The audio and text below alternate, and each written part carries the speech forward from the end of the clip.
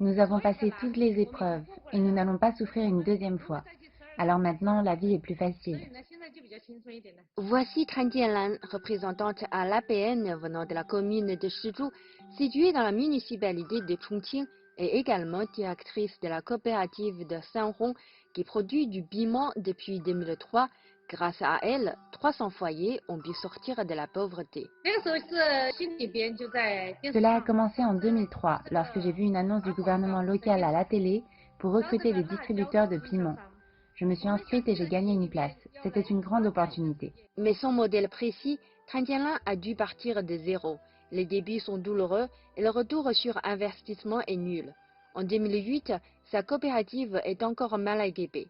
Et la récolte de piment est importante cette année-là. Malgré tout, Tran Jianlan achète l'intégralité de la récolte aux paysans, les finances sont au rouge et les dettes s'accumulent. J'en tremblais. Le choc a été violent pour moi. Je me rappelle que nous étions le 3 septembre. Je me suis enveloppée dans une couette. J'ai essayé de me calmer, mais ça n'a pas marché. Comment avez-vous réglé le problème? J'ai dû vendre ma maison pour payer les paysans.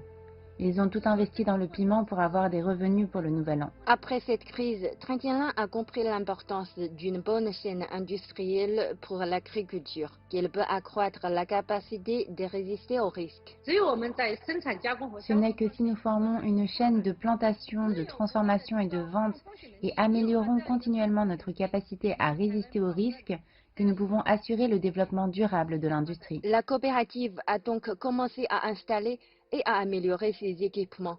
Elle a ensuite créé une gamme de produits vendus toute l'année, ce qui permet de garantir des revenus stables.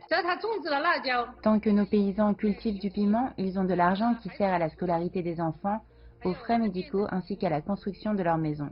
Début 2020, à cause de l'épidémie de Covid-19, l'agriculture a subi un grand coup. Mais avec l'aide du gouvernement, le piment de Shizhou a pu être semé sans difficulté. Par ailleurs, les plateformes de streaming en direct ont permis de stabiliser les ventes de produits agricoles pendant l'épidémie. Un moyen d'accéder aux consommateurs auquel pense également Tran Jianlan. En rentrant des 2 sessions, nous allons commencer la commercialisation de nos produits via des plateformes de vente en ligne et de diffusion en direct. Pourquoi participez-vous à l'objectif d'éradiquer la pauvreté chez les agriculteurs?